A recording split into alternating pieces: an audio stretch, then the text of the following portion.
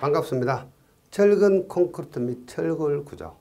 자, 여러분들 건축 설비 기사 공부하시면서 가장 여러분들이 이제 이해하기 어려운 파트들이 이 파트들입니다. 사실은.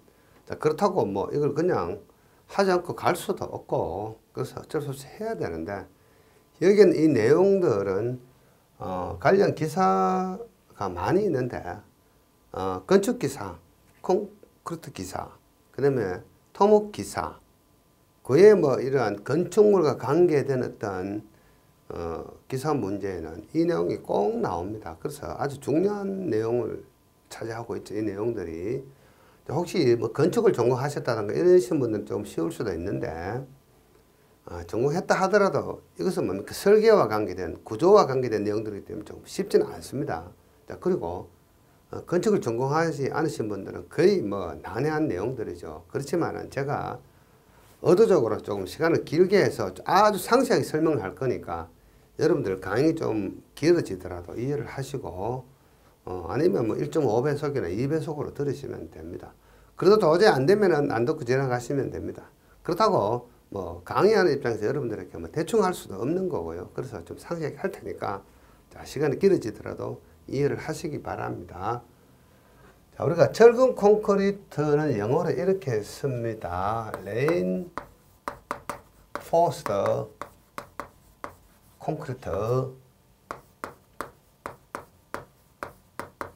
자, 그래서 이것을 우리는 RC 구조다 이렇게 많이 이야기합니다. RC 구조다.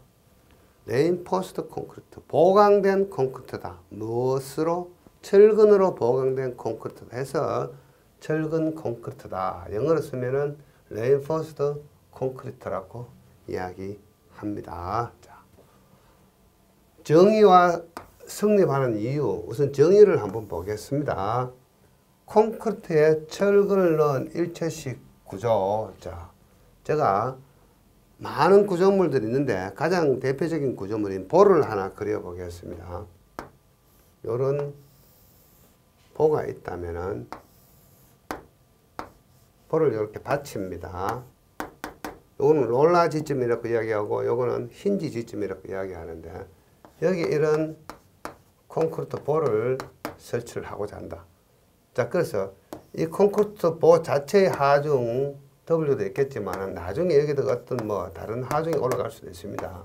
그래서 이러한 하중이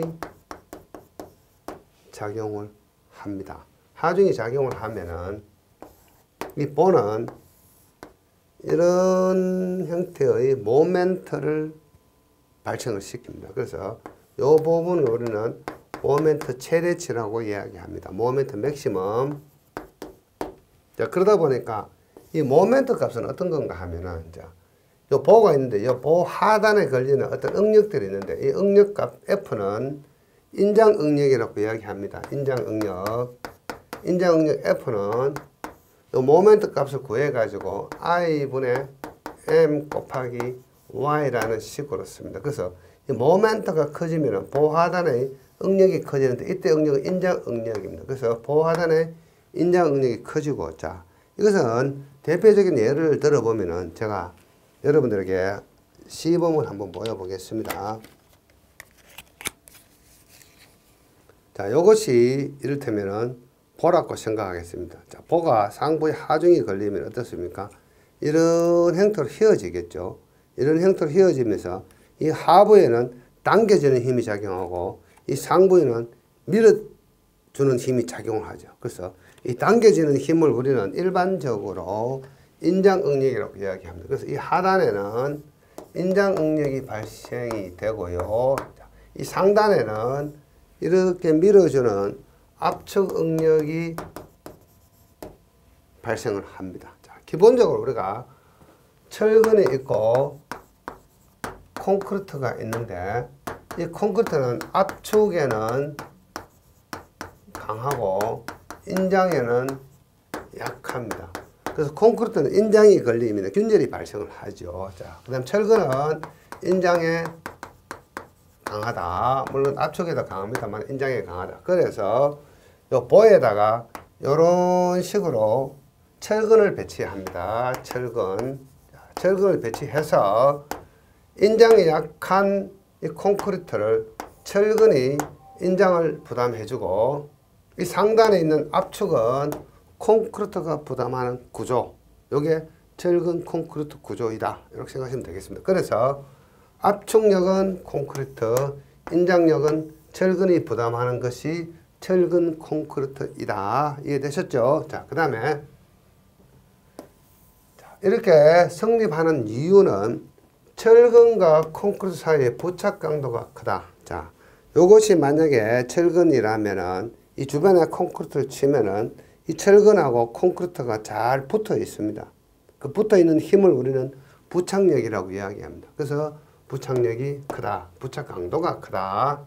그 다음에 콘크리트에 뛰어난 부식 방지. 자, 여기 철근을 넣으면은, 자, 여기에 콘크리트가 이렇게 있는데, 여기에 철근이 이렇게 들어갔습니다. 철근이 들어가면은, 이 콘크리트는 기본 성질이 어떤 성분인가 하면은, 알칼리성을 갖습니다. 알칼리성 성분인데, 이 알칼리성 성분은 이 철근을 보호를 해줍니다. 철근이 부식되는 것, 녹서는 것을 보호한다. 자, 그리고 이 주변에 콘크리트가 있음을 해서, 자, 이 철근이 녹서는 이유는 외부로부터 어떤 것들이 들어갑니다. 산소가 들어가거나 오토, 물이 들어가거나 해서 이 철근이 부식이 되죠. 철근은 Fe 성분, 철 성분하고 산소하고 물이 만나면은 Fe 갈로 OH3라는 수산화 제1철이 만들어지면서 이 수산화 제1철이 하나의 녹성분이죠. 녹성분. 이 녹성분이 만들어지는데 외부에 이렇게 알칼리 성분의 콘크리트가 피복이 되어 있기 때문에 부식이 일어나지 않습니다. 그 다음에 이 두 재료의 열평창 계수가 거의 같다. 이 두 재료라는 이야기는 이 철하고 콘크리트. 자, 콘크리트의 주 성분은 CaO라 해서 석회석이 주 성분입니다. 자, 결국은 철이나 석회석이나 전부 다 땅 속에서 나오는 강물질들이죠. 그래서 열평장 계수 특징이 비슷합니다.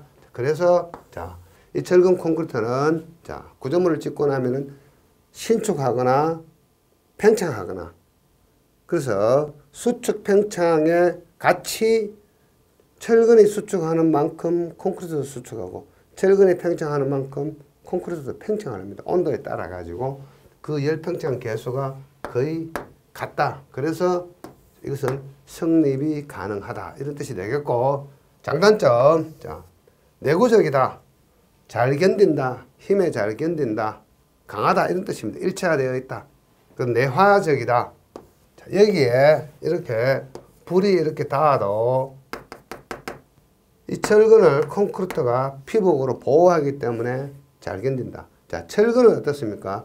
고온, 높은 열에 닿으면 철근은 연해집니다. 그렇지만은 콘크리트가 그 열기를 차단시켜 주기 때문에 내화적이다. 불에 잘 견딘다. 부재 형상 치수가 자유롭다. 어떻습니까? 그 부재를 여러 형태로 만들어서 거기다 콘크리트를 부어 넣죠. 그래서 형상을 마음대로 만들 수가 있죠. 자, 그 다음에 차음, 소음을 차단하는 것, 그 다음 내진성, 진동, 지진 등에 강하다. 요게 장점이 되겠고, 중량이 크다. 철근 콘크리트는 보통 단위 중량이 2.3톤 정도 됩니다. 2.3톤. 메타 3승당에. 아주 무겁죠. 그리고 변형이 크다. 사실은 뭐 변형이 아주 크지는 않습니다. 변형이 조금 있습니다. 변형에서 균열이 발생하는데, 그래도 어떻습니까?